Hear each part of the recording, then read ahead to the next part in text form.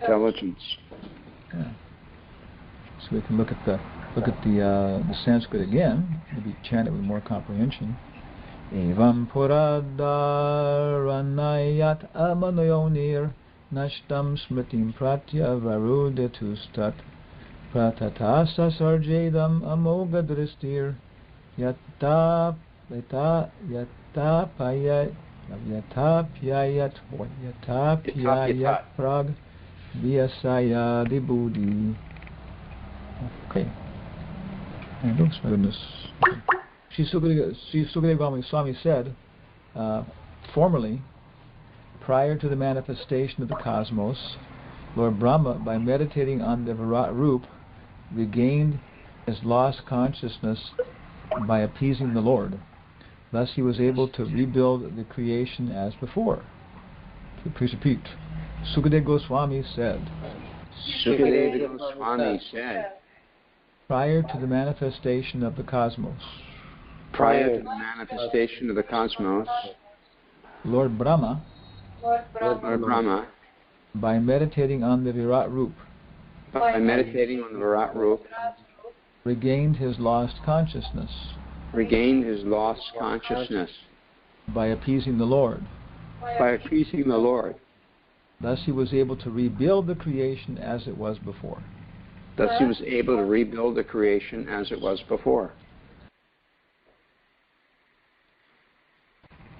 Okay, Maharaj. Okay, I muted everybody. Well, thank you. So for us, this creates a little bit of a logical, what's the word? Paradox. Yeah, because it says that Lord Brahma meditated on the virāṭ-rūpa, before the manifestation of the cosmos. Okay, so how did he do that? Maybe somehow or other, maybe he remembered it or something. It's strange. Okay, and why did he do it? Okay, he did it to appease the Lord. So we're talking about whether or not this is a good thing for us to do, to engage in these virāṭ-rūpa meditations and in this modern world. And is pantheism a good thing? So earlier in the first chapter, Prabhupada mentions that meditation on the virāṭ-rūpa or the pantheistic conception will have little benefit if it's not done with a devotional attitude. Okay, so there's a very important point. If somebody has an attitude, even if it's not even fully enunciated, but he wants to serve Krishna, he wants to do something, he wants to act properly, and all he has accessible is these pantheistic meditations, and he concentrates on them with a little bit of this attitude, a little bhakti, to think, well, how can I serve God, like that, and so on. Then he can appease the Lord by looking at the Lord's creation with this attitude, and then be able to get the consciousness necessary to do his work. Okay, purport by Srila Prabhupada. Purport. The example cited herein of Sri Brahmaji is one of forgetfulness. Brahmaji is the incarnation of one of the mundane attributes of the Lord, being the incarnation of the passion mode of material nature, being the incarnation of the passion mode of material nature. He is empowered by the Lord to generate the beautiful material manifestation. So Prabhupada says here that the beautiful material manifestation, and in the light of the Bhagavat, Prabhupada says we should never, talk bad about the material creation because it's coming from Krishna. Of course, this is in the mode of passion that one sees it as beautiful, in a sense. The mode of ignorance and mode of goodness, a different perspective, not see it as attractive and beautiful and stimulating. And also, for us, it's important because that Brahma is an incarnation of the mode. So that means that Brahma is pretty much an impersonal thing. The person, you or I, Vidagda, Hamananda, Narahari, Hanumatpresaka Swami, Maharaji, we can all become Brahma. can't become Brahma, but we can all be absorbed into that position as individual jiva souls. And it's Maya.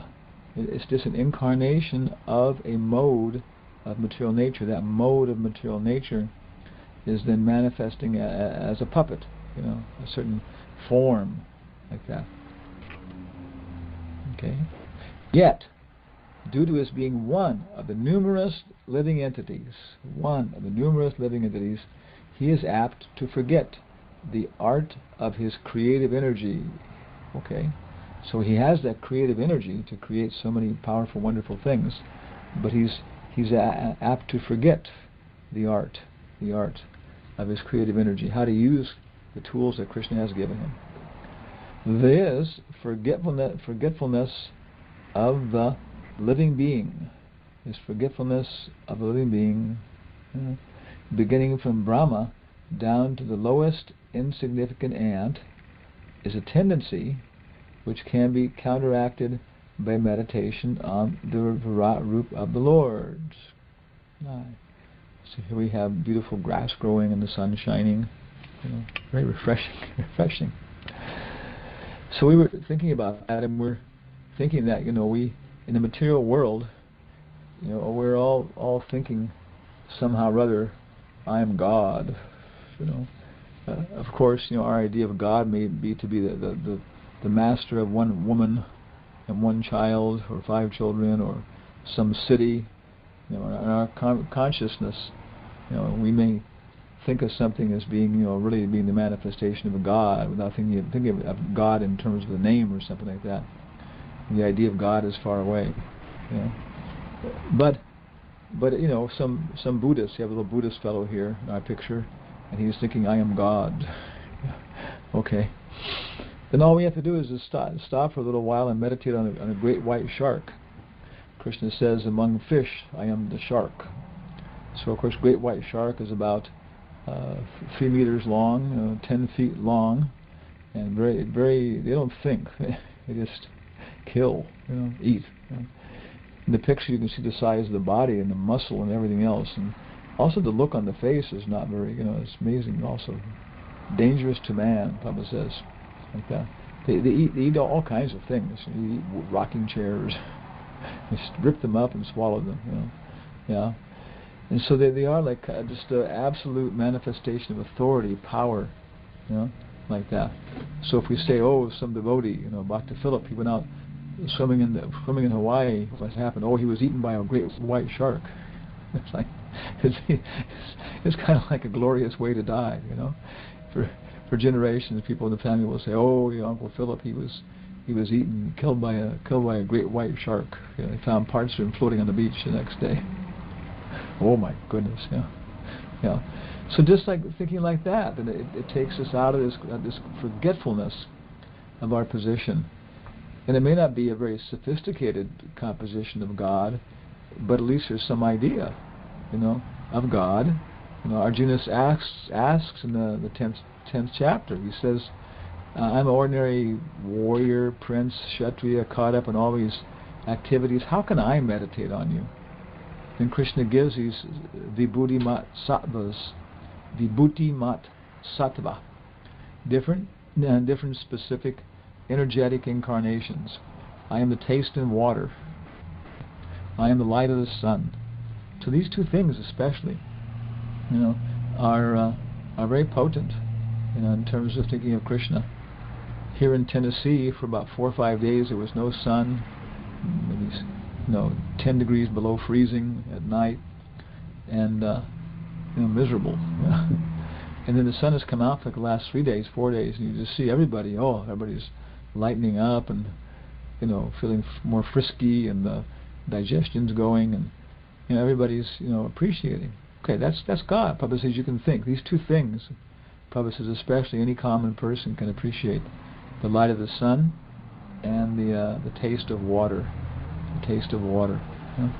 But beyond that, if you meditate on any expensive thing like a shark, meditate on it, think about it, research it, look on the Wikipedia, see how much these guys have to eat every day. I don't know. It's probably going to be something that's quite astounding. I'm God. How much do you eat every day? Well, maybe like, half a quart or something. I don't know how much, half a quart of kitri, three quarters of a cup of kitri, okay. Shark eats probably something, I don't know, 150 times that much, And he digests raw meat with bones, everything, like that. So okay, so we begin to appreciate some idea of who is God. This chance of reawakening our God consciousness, of getting rid of our forgetfulness, is available in the human form of life. This chance is available. Chance is available in the human form of life. And if a human being follows the instructions of Śrīmad Bhagavatam and begins to meditate upon the virāṭ-rūpa, then revival of his pure consciousness and counteraction of the tendency to forget his eternal relationship with the Lord can follow simultaneously. Cheto Darpana Marjanam. And of course, this is it. We have some little pictures here of Krishna dancing with Balaram and a couple more boys, and one is clapping, and one is playing a buffalo horn, like that. And so we actually have a form. This is my idea and supported, as far as I can understand. That, we have a form. Nitya Siddha, as I say, Krishna Prema, Nitya Siddha, Krishna Prema, Sadhya Kabunaya, Shravanadi, Shravanadi, Shuddha Chitta, Karaje Udaya. So Shravanadi, hearing, chanting, remembering, worshipping the deity, serving the lotus feet of Krishna. All these things, they Karade Udaya, they make this consciousness wake up. It's not something we get from some other source. That verse is quoted in Upadeshamrita. I think it's from instructions to Rupa Gosvāmī, like that. It's to Sanatana Gosvāmī. So many citations in Upadeshamrita, and so many things are actually from those two chapters, chapter 19, and two sections, chapter 19 and chapter 20 through 24, I think. Rupa Siksha, and then Sanatana Shiksha. So they make a very wonderful study for devotees to go through and have seminars on those. So we have a relationship, and it's just we've forgotten it. So if we follow the instructions, of Śrīmad Bhagavatam, and begin to meditate upon the virāṭ-rūpa. So, of course, this is the instruction of Śukadeva Gosvāmī to Maharaj Parikshit. Of course, in the first canto, we understood who is Maharaj Parikshit. He's asking these questions, but it's not like some kind of interesting thing in comparative theology or something like that. And he's in a very, very tight situation. Someone's going to come and kill him within a matter of minutes. It could be minutes actually, but within a week. Like that. So if anybody there, different devotees, in Hari Prabhu, if you got the notice, you got 1 week. That's it. You're not even going to live to see Christmas. December 23rd, you've got to check out. Like that, and something. You're going to be pretty much healthy right to the very end, and then the last day or so, it's going to get you. It's another meditation. Sarva harash mritya sarvam harashchaham, whatever it is. I come as death. So great meditations. It's actually kind of fun. Like, my God, okay, I have enough money to cover all my expenses for 1 week. I don't have to, work to maintain myself and pay my food, eat and sleep, whatever. Well, what am I going to do? Okay. Well, 1 week I could get a ticket. I could go ahead and charge it on my credit card. They can't get me. I could give all my money away to the temple or devotees, and then run my credit card bill up to the max. Okay. And then go to Vrindavan, go to Mayapur. Yeah. Okay. So, we start to meditate, upon the virāṭ-rūpa, we can revive our original consciousness. But what is our object of meditation? Of course, in the age of Kali, what Srila Prabhupada is giving us, what Chaitanya is giving us, especially is the holy names, the holy names. But it's also Śrīmad Bhagavatam, but principally the holy names. And every day we're enjoined to do about 2 hours of personal meditation with enthusiasm on the holy names.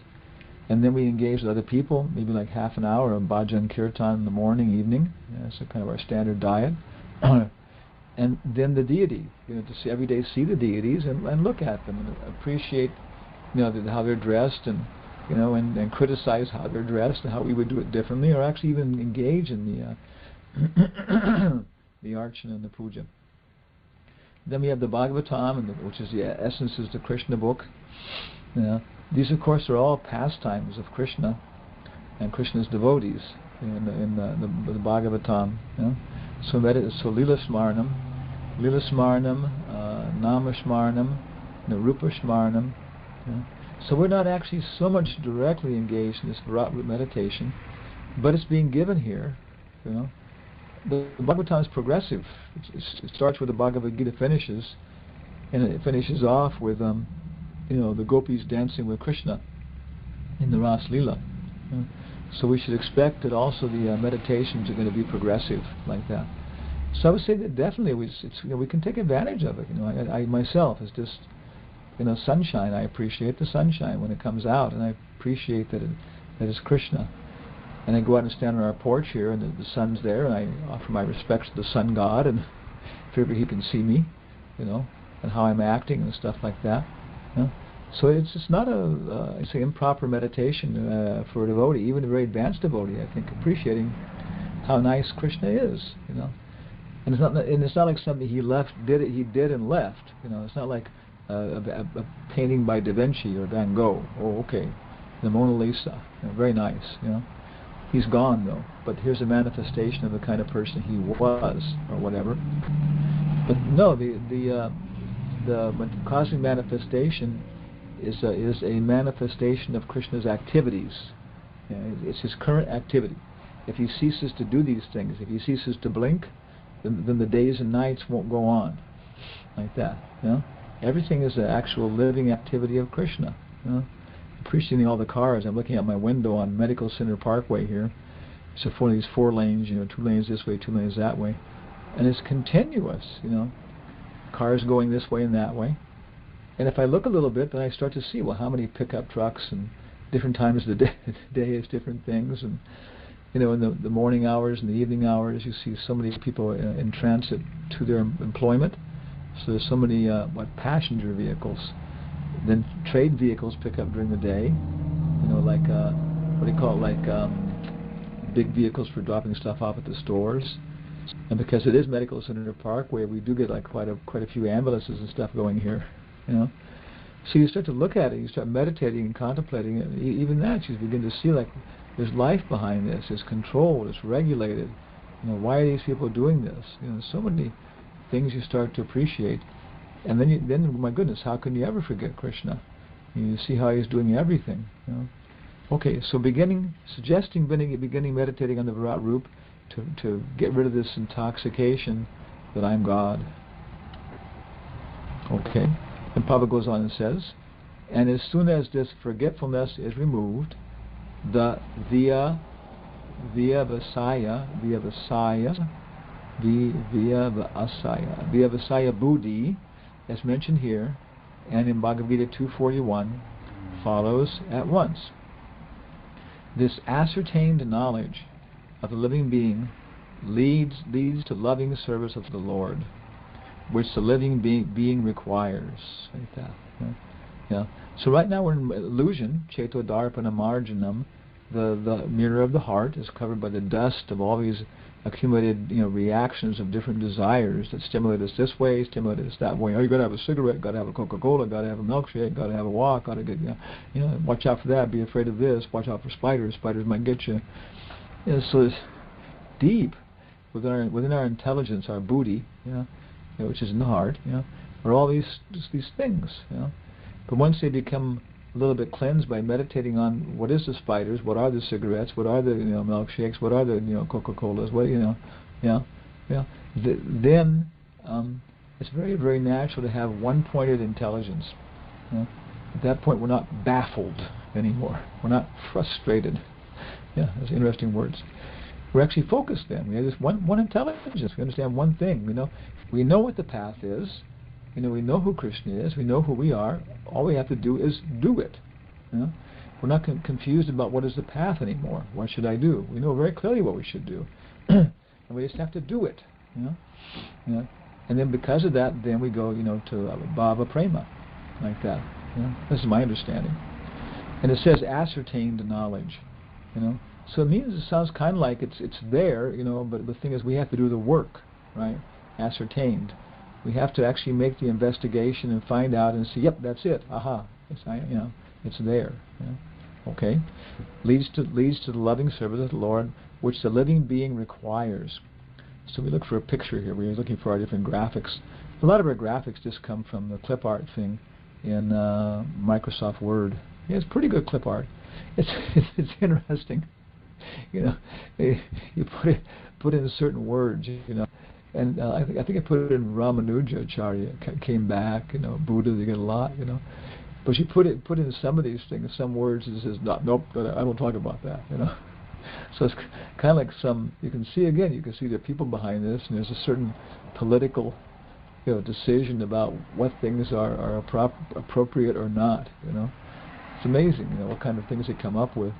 And they come up with a lot, in God, prayer, like that, so on, money, So we got a nice clip art here, thing we're looking for this. And here's a little girl, or somebody who thinks they are a little girl, with a teddy bear, And so it says that the living being requires this, Every little girl requires a teddy bear, okay, And even in simple village life, as soon as they grow up and they're part of the human ambience, and it's not just little girls, little boys, whatever, this, what's it called, which is Vatsalya Ras, It's one of the rasas, and so it's very, very natural to feel this desire to protect somebody.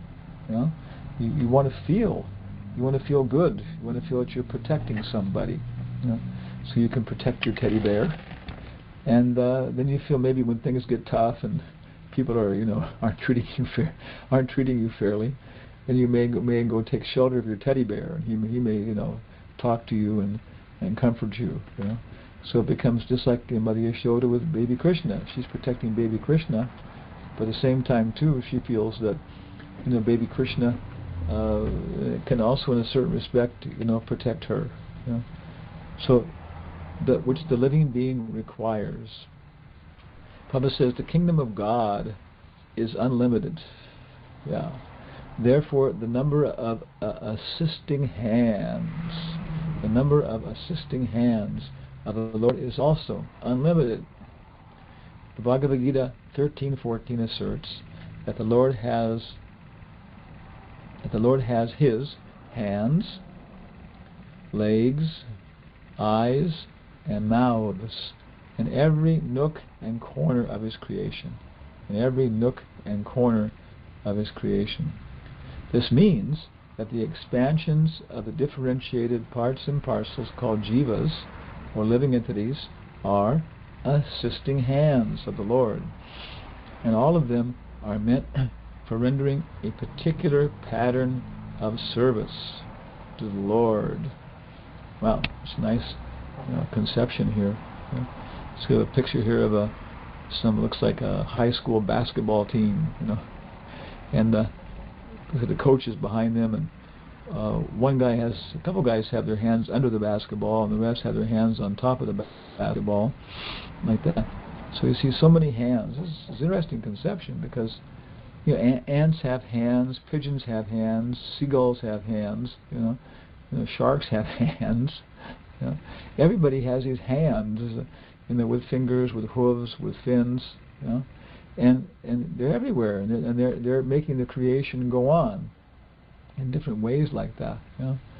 And to think that all of these are actually Krishna's hands. This is the what's it called? Sahasra Shirsha, Sahasrapat, Sahasraksha. He has thousands of hands, he has thousands of eyes, he has thousands of heads. The Purusha Sukta, it's one of the principal hymns, describing the Supreme Lord. What does that mean? It means these hands, our hands. I got my hands here in front of me, and what am I using them for? What is Krishna using them for? Some kind of cooperative endeavor. But then, go ahead here. So a particular pattern of service that Prabhupada says, a particular pattern of service. So for me, this is always very enlivening thing, is that every living entity is created to fulfill a different function, like that. Even if you take something like the engine on a Mercedes-Benz automobile, a Porsche, like that. So many detailed parts. Virāṭ-rūpa Swami, he loaned me his mother's car, and I was taking such good care of it. It's been about 2 months now. Just using it to go back and forth to Tagore Sundar's house in the evening mostly.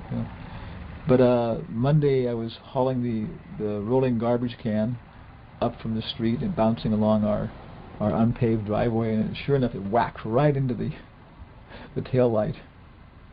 What do you call it? The other thing, and popped a hole in the tail light thing. Oh my God, And if I'd been like an ordinary materialistic person, I would have been. It's all kinds of distress, everything else. But as a devotee, I was just thinking, okay, maybe I did something wrong. I probably did. I know I did. Okay, yeah. And this and that. Okay, so now we got to deal with it. One of the things at Majjhimadhikari, that level, one should not lament too much. We should lament for our stupid activities so we can burn them up, but not too much, and get to work about repairing it. Okay. So I started pushing my intelligence. Pushing it, find the auto parts place, how to get there, how to drive there, went over, saw the guy, went in. I always have a feeling that when you go to an auto parts store, you've got to be kind of macho guy, so it's kind of like a real man's place, So it's kind of getting my macho intelligence. I always wear a dhoti and kurta and, this kind of dress, even around here in the middle of Tennessee. It's kind of an interesting preaching platform. It's interesting to see how people react in the middle of Tennessee to a dhoti and kurta. But anyways, when it went into proper consciousness and everything else, and I said, hey buddy, hey, you got a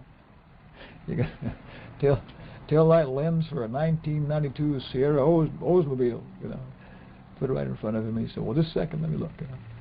He said, yeah, we got that. It's only $192. Okay, so it's a 2-inch by a 6-inch piece of red plastic. And if Virāṭ-rūpa Swami wants me to, I guess, okay, we'll go ahead. When he gets there, come back tomorrow, next day. We'll go ahead and we'll go ahead and order it from Napa. But then I went over to Farrar Brothers hardware store, and a fantastic place. It's owned by the Farrar Brothers. They've been here for a long time. And then the guy was kind of helping me and asking me what I wanted, and he said, I don't know, So he took me to one place, he couldn't find it, and I said, what about this? He said, oh yeah, that's it. So for $1.49, it was interesting. It was $149 or something for the piece of plastic. It was $1.49 for a roll of tail light repair tape, which is transparent. It's red, but it's transparent. Okay. So I took it out, stretched it out. It was exactly the right width. It fit exactly over the thing. I pinned it off and put it on, and don't tell Virāṭ tomorrow. That's all. It's a secret, Yeah, that I put it over it, and I think he won't even notice. It's like, I'm going to tell him. I'll tell him. But it does. It looks perfectly. It looks perfect like that. I don't think we'll need to do that. I can maybe give him $140 to print books or something. But it's a real example of how every single living entity is designed to fit in a certain specific way. Okay, some of the we'll call it gear lifters or something like that may be interchangeable. Maybe like 5 or 6 of them, or six-cylinder car. So if you got lifters or something in there for the valve control or the valves, okay, maybe you get 6 of those are identical. But it's not identical for your model always. In a different year, the model changes. What to speak of the manufacturer. And even these lifters, they push the toggle things up and down that open and close the valves as the crankshaft goes around. Okay. So after some time, they wear in a different way. So if you take the whole engine apart and we call it plane the head or something like that, it's good to figure out which one of the lifting rods, if they still use those, is controlling which of the valve tappers, because they wear in a certain way. So when they come off the assembly line or something, we try our best to make them all one. Although even at that stage, I'm sure you'll find differences. But after some time, they're different, like that. So this is every single individual is like somebody, Prabhu, I'm better than you in every single way. I get this feeling I have an inferiority complex. It was probably due in part to my inferiority "Oh, Prabhu, you're useless.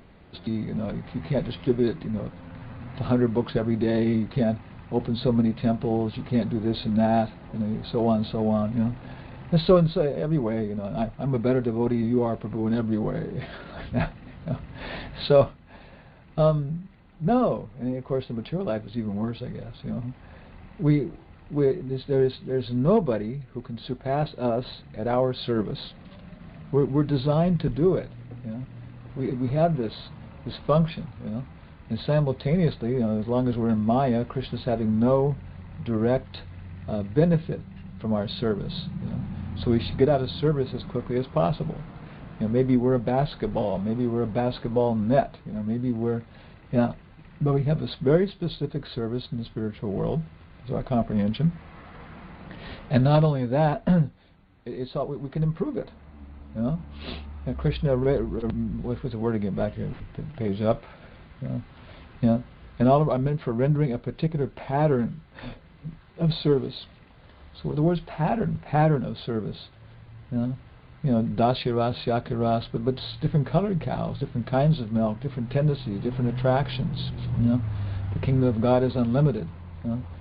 If, for example, a person wants to enjoy, if you're an enjoyer in the material world, you inherit money, you're going to go to San Francisco, you take your Lear jet, which is custom designed, you land at the airport, a town car picks you up, it takes you and your consort and your associates to the Mark Hopkins or the Hyatt Embarcadero, checked in, you go to your room, my goodness, what does it take? How many people to manufacture this pyramid of different kinds of toys and equipment and things like that, so you can exist at the top of this pyramid, and everybody else has to have some kind of motivation and everything else to help you.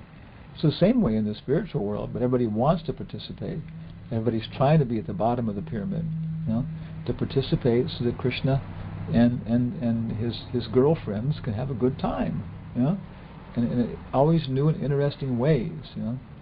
We have some indication of how things can be improved. Well, wait a second, we could do this, we could do that. Even Krishna and Balaram, they're talking about things. Nityananda and Lord Chaitanya and Shiva and Parvati, they're talking, having confidential conversations.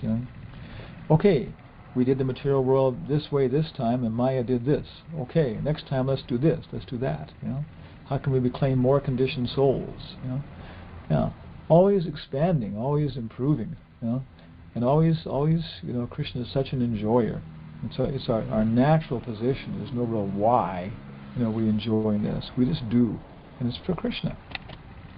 My goodness, I'm becoming really enthusiastic here. Okay, I guess next to last purport. The conditioned soul, even in the position of a Brahmā, forgets this by the influence of the illusory material energy generated out of false egoism. And we have a little graphic here. We looked on the clip art, and sure enough, there was Napoleon, the great emperor, the Grand Emperor. One can counteract such false egoism by invoking God consciousness. I'm not God. The shark is bigger than me. The sun is better. Sunlight's better friend than me. So it all comes from this false egoism, which Maya comes along and offers us all these different things. And maybe you don't think it'd be very attractive to be Napoleon Bonaparte. Maybe you think of something else. Of course, she offers you the false egoism. The one side offers you attractive things, strawberry peppermint ice cream or something like that, covered in chocolate sauce with candied mango slices or whatever it is, you want. But on the other side, besides attracting us, she also makes us repel things, reject things, attraction and repulsion. So she comes along by presenting you with all kinds of garbage food that you don't like, you have to eat. In either case, whether you're trying to avoid it or you're trying to capture it, the false ego is there, and that makes us forget our real business, which is serving Krishna. Okay, so one can counteract such false egoism by invoking God consciousness. Liberation means getting out of the slumber. Liberation means getting out of the slumber of forgetfulness and becoming situated in the real loving service of the Lord, real loving service of the Lord, as exemplified in the case of Brahmā. Yeah? The service of Brahmā is the sample of service in liberation, distinguished from the so-called altruistic services full of mistakes and forgetfulness. Yeah? Liberation is never in action, but service without human mistakes. Liberation is never in action, but service without human mistakes. Yeah. So in the picture here we have Santa Claus and people sharing beer, and this whole Christmas time is, of course, a very altruistic time. Yeah. And so, of course, we have the Christmas marathon to try and dovetail this altruistic spirit. But what is the altruism? They're giving people things that will engage them in some reaction. Johnny Walker, red, pink, blue, green label. And here in Tennessee, probably don't have it in Hawaii. I don't know. They have these advertisements for hunters. Different kinds of deodorant or something, or different kinds of things you can use. Weird stuff. Really weird. To be a hunter. So you can hide out up in the trees longer. I guess not have to evacuate or something. So to chase the deer away. It's weird stuff. And when you think of it, God, it's just terrible. And then you have these they're very high-powered rifles that just, some poor deer, you just pull the trigger, and this piece of steel then smashes right through the shoulder and through the lung, and then you fall on the ground with your arm broken and unbelievable pain, and and just wrench yourself to death, while blood's foaming from your mouth, so on. And I guess, maybe we have these tendencies. You want to do this. You want to show people that I'm the boss. I'm the controller. I can kill you. That's what meat means ultimately, is I can kill you. And so then the person says, I bagged a 17-point buck yesterday. Wow, pretty. And his two of his does were with him, and I got one of them before they got away. But it's this unbelievable impersonalism, covered consciousness. As soon as you become a little bit uncovered, of course, you can't even conceive of doing this. So, okay. So I guess that's about the entire purport then. And of course the verse again, Evam paradharanaya mayonir nashtam smritim pratyavarudyatu shtat tata sasarjedam amogadristir yata pyayat prag vyavasaya bodhi. Formerly, prior to the manifestation of the cosmos, Lord Brahma, by meditating on the virāṭ-rūpa, gained his lost consciousness by appeasing the Lord. Thus he was able to rebuild the cosmic creation as before. So thank you very much. All glory to the Prabhupada. Any then complaints, comments? Maharaj, as you can hear, I have unmuted everybody. So be careful there's not too much background noise. No, it's not so much. I have a question right off the bat, since you mentioned that. Okay, swing your bat. In Bhagavad Gita, chapter 13, text 14, where it says that the Lord has his hands and legs and eyes everywhere, I had understood that was speaking of the super soul, but it would appear that from here that it refers to either the living entities or to both the living entities and the super soul. Well, this is let's see, trying to understand all this. It's like trying to. People try to understand the world. So I remember, was it first grade, second grade, or something? They teach you about liquids and solids and colors. You get to learn the names of the colors. You get to see how something dries out. And so you see how a plant grows, and it goes on like that. Biology, physics. And if you keep after it, then they go through Newtonian mechanics, and then you'll get into like hydraulics or something, and then quantum mechanics. So it's not a simple thing in some ways.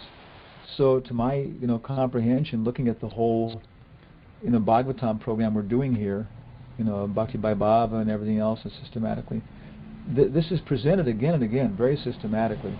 So far it hasn't been presented very much. In Bhagavad Gita also, not very much. The modes of nature, the living entities are different from each other. But as we go on in the second canto, then there'll be very detailed explanations of this process of creation and all these things, and cosmology. The third canto will be repeated again by Maitreya, by Kapila. And in the fourth canto, I think in Puranjana there'll also be some description like that, but not so much the elements. So as far as our comprehension goes, okay, then out of the pores of Mahavishnu come all the universes, like bubbles. Okay, bubbles of what? Soap powder, and they're all pradhan. And pradhan is the non-manifested form. We're still calling them like bubbles. Okay, yeah. And then Garbhodakshay Vishnu enters in. Okay, and then from his navel comes Brahma. Okay, so then Brahma then gets the potency, to do the work to create all this, his active potency. But behind the work of Brahma is the Paramatma, is the impersonal Vishnu. Prabhupada says, the Trimurti, Kshirodakshay Vishnu. Yeah. And so the levels of this are, Paramatma. Paramatma. And then Hiranyagarbha. And then virāṭ-rūpa. Like that. And so at different levels of the same thing. And so the virāṭ-rūpa, when you start to look at it properly, is the Hiranyagarbha, the golden seed, who's everywhere and causes all this stuff to be produced. And then behind that is the Paramatma, who has beautiful features and beautiful eyebrows and everything else like that. And because of that, everything is being created. It's just like if you go to somebody's house, some bachelor's house. It's kind of a impersonal, efficient place. But you go to somebody who's married fellow, and there's nice curtains, fresh air, sunlight, flowers in vases, and you realize, okay, it appears that he and his wife are in good relation and are happy, and the whole house is being generated because of her sensitivity to aesthetic qualities and his goals, and so that's the way it is. And ultimately, it is the virāṭ-rūpa is the Paramatma in cooperation with the Jivatmas.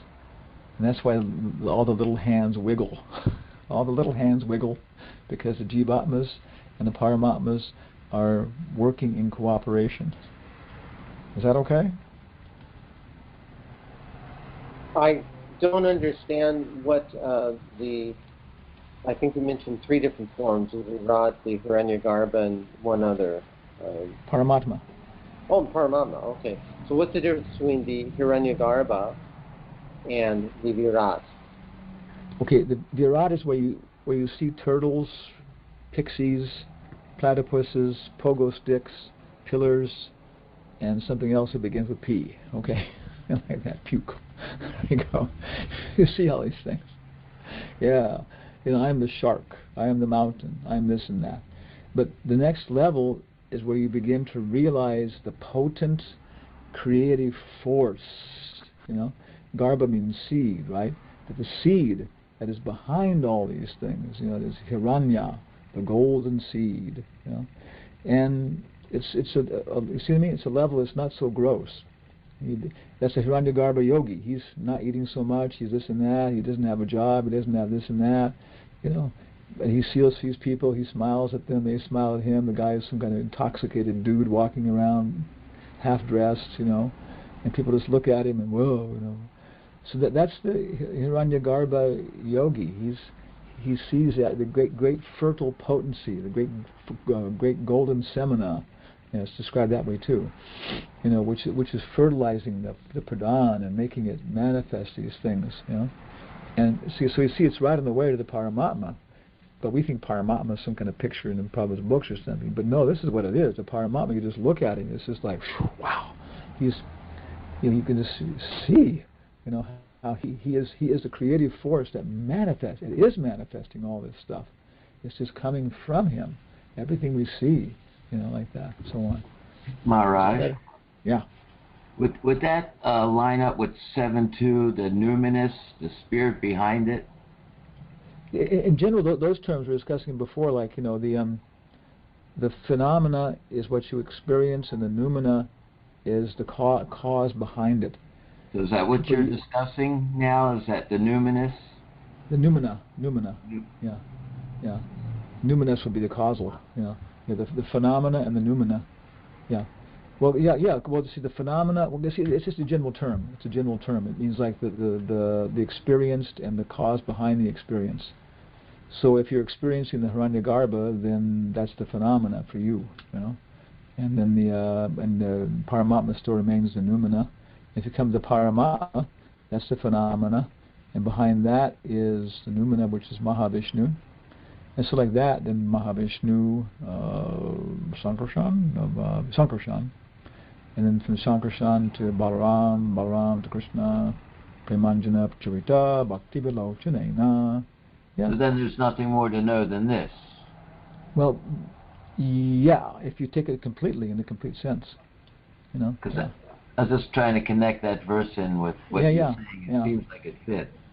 It's the same thing, but of course he says there's nothing more to know. Well, the word being translated to know is jnana, So there's no more jnana, let's say, pronounce it correctly. There's no more jnana than this, Once you know the Paramatma, there's no more jnana. But we go beyond jnana then to more subtle things that we know, But you can't know. In one sense, you can't know Krishna. Jnana won't work with Krishna. You have to love him, and then simultaneously, when there's Ananda, there's automatically Chit, consciousness of Krishna. I know you. Okay, let's dance. Okay. Krishna's going to invite you to play a game of basketball. Maharaj, I guess we have a question. Okay. Oh, I'm sorry. I interrupted.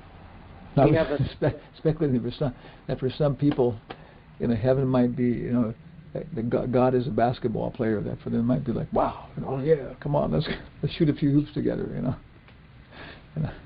Wow, yeah, playing basketball with Krishna. Yeah. Sorry, forgive me.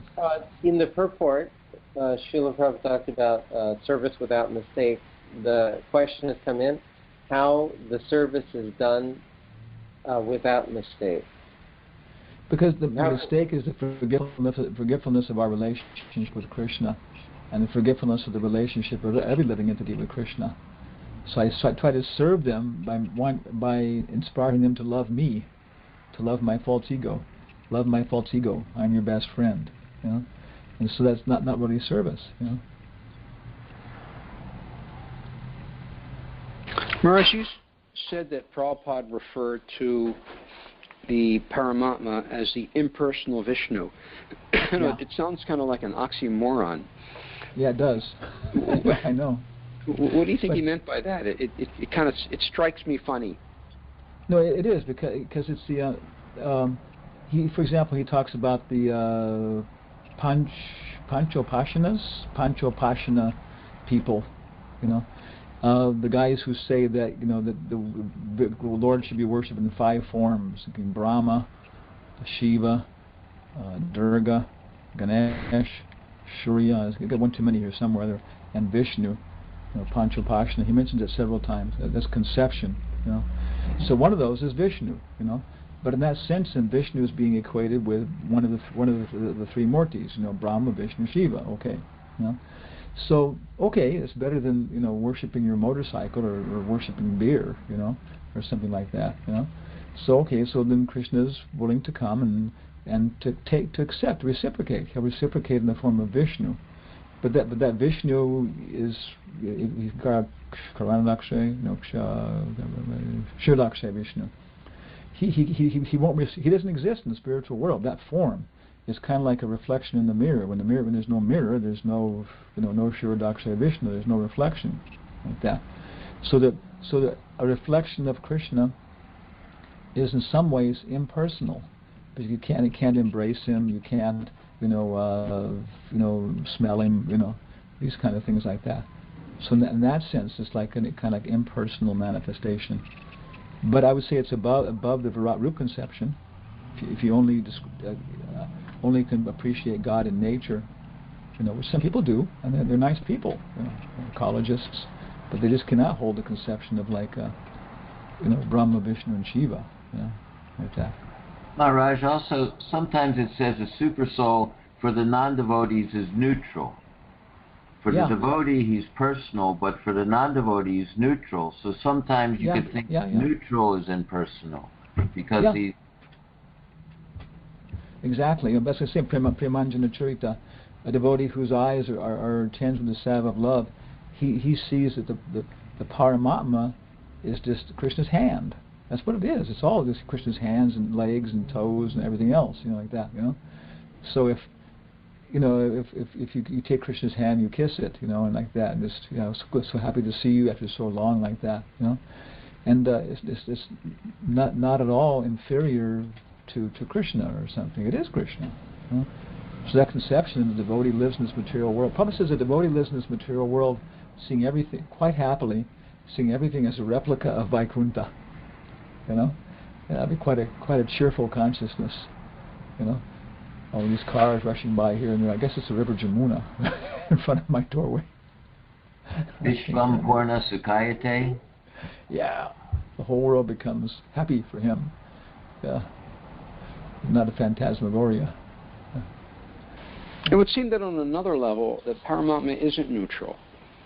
I remember reading not that long ago, Prabhupada was saying that until we're not listening, Paramatma is always speaking to us and always trying to encourage us to come back on the path, to come back to Godhead.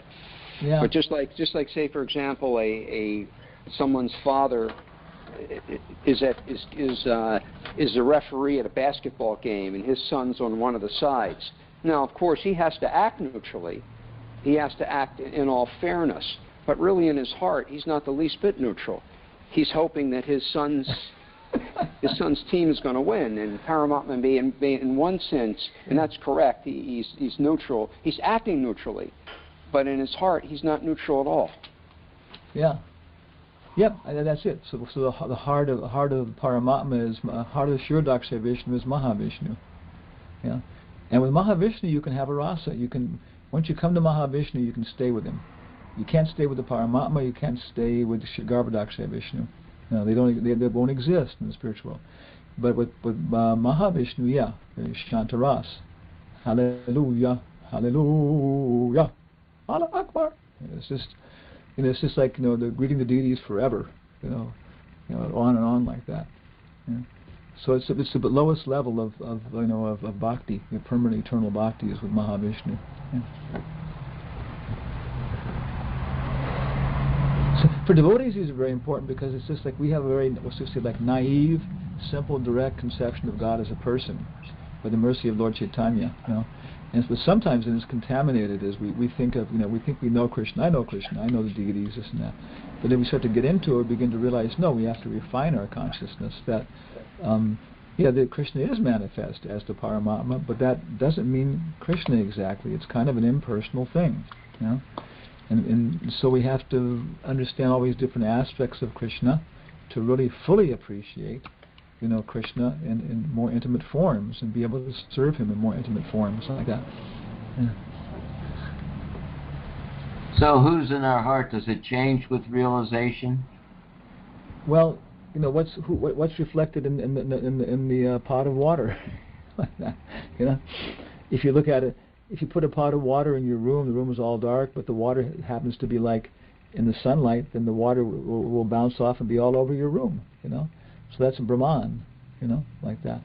And if you go and look at it, then you can see the sun, in the pot of water, like that, But of course, that's not a full representation, because then if you then follow that, you look through it, and then you can see the sun, the actual sun itself, So it's all a matter of purification, what you see. I think Madan was. I think where Madan was going with this question is that for when one becomes a devotee, and depending upon how his devotional path evolves, he may come to the point where actually in his heart is no longer Vishnu, but like the verse, Premanjana Charita Bhakti Vilochanena Santak Sadaiva Hridayeshu Vilokyanti Yang Shaima Sundara Achinta Guna Svarupam Govan Aripurusham Tamahamachami. So for the devotee, particularly in our line, I assume the day will come and we see right in our heart. That's what I was quoting. I already quoted that 3 times. Yeah. So I think that's where Madan was going. Yeah. That's what I was saying. I quoted that three times already. Yeah. But the thing again is when in Goloka, when Radharani sees Mother Yashoda, what does she see?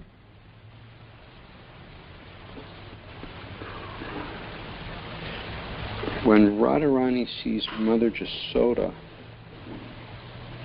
I don't know, I guess she sees Mother Jasoda. But she also sees Krishna. Yeah. So that's a subtle point. We can still be seeing the Paramatma, but we see it as simply as a transparent via media to Krishna. So when Mother Yashoda, when Radharani comes to cook with her friends, they cook every day for Krishna. She looks at Mother Yashoda, and she can see, oh, Krishna's sick. Krishna's having this and that. So she sees her right away. She says, Mataji, what's wrong? Oh, Krishna had a little bit of fever. Oh, well, okay, I'll cook this today.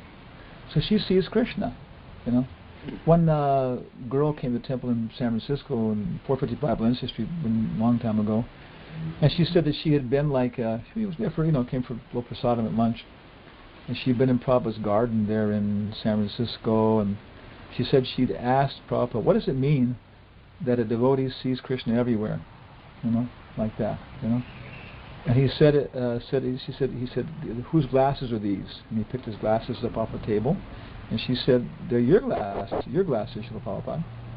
So she said, so at least that. He said, at least a devotee, he sees everything as belonging to Krishna, having some relationship to Krishna, like that. So it's a subtle way of seeing through the parampara. In some ways, it's better than just seeing the form, because beyond the form is actually nama, rupa, lila, and guna, lila, sangha. So more than the form is even more important the qualities we see within the form, and the qualities within the form we see then actually depends upon the associates, and with the associates then there's lila, like that, and so on. So in some ways it's more important to see Mother Yashoda, and see Krishna through Mother Yashoda, because then we can understand Krishna's qualities, like that. So, an interesting kind of seeing. I find you can do that if you put an apostrophe S. So instead of saying like Radha Krishna, you can say Radha's Krishna, Yasoda's Krishna. My goodness. Wow.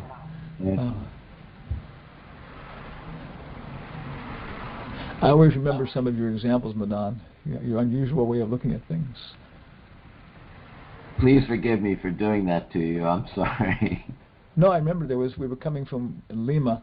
We preach in Lima. We go up to Chosica, which is up the river valley. It's about maybe 20-30 minutes. So about halfway up there was this 25-foot tall, maybe 77% naked woman, like that. Advertisement with a tiny bottle of Inca Cola.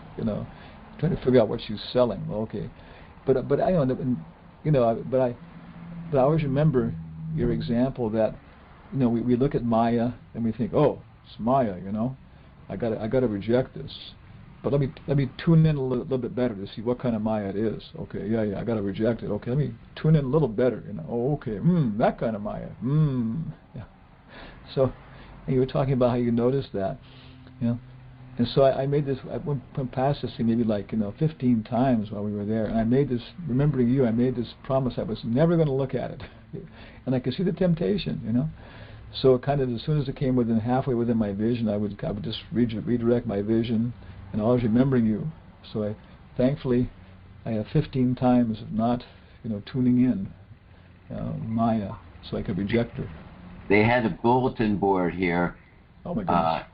That had it written upside down. The whatever was on there was written upside down. So passing it day after day, I figured, okay, what does it say that's written upside down? And it said, you'll read even this.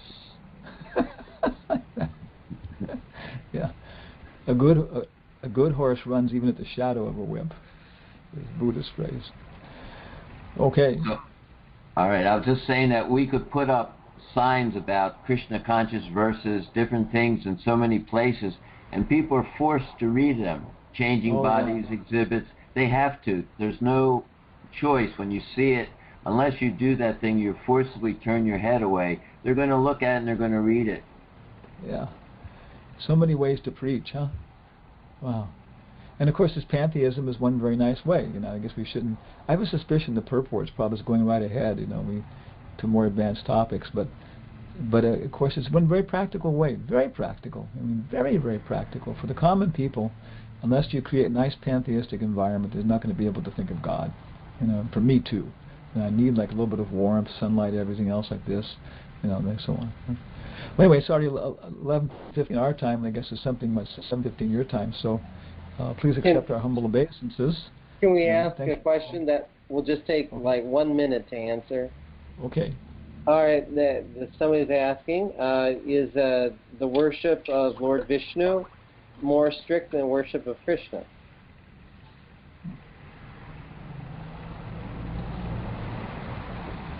I have a suspicion this word strict comes from like scripture, from being written like that.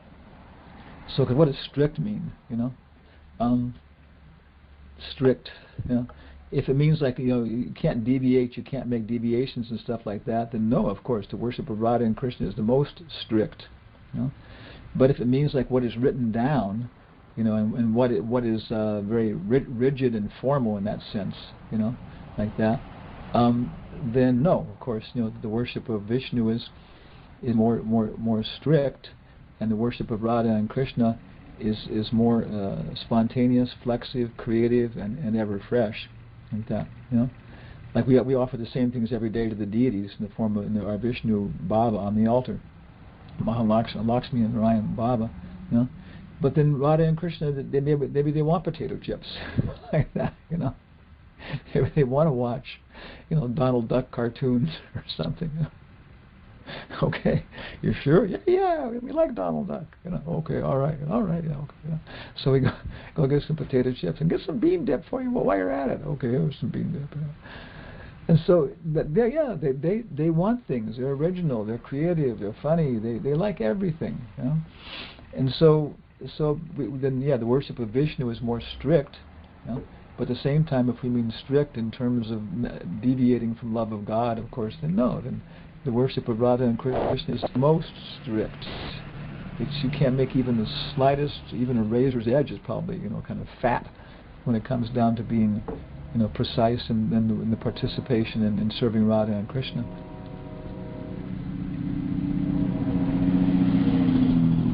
All right. Thank you, Maharaj. Okay. Thank you very, very much. But by the way, remind us, how much longer is it before you go traveling? Well, we go on Christmas Day, which we go for 1 month in South America, and we're back for a week, and we go to India for 3 weeks, and we're back for the entire spring and summer, I think. Oh, okay. Well, I'll write you about that to clear that up. Okay. Okay. So thank you all very much, and please forgive our offenses and encourage us to become more purified. Hare Krishna. Right. Thank you, Maharaj. All glory to Srila Prabhupada. Jai. Thank you, Maharaj. Hare Krishna.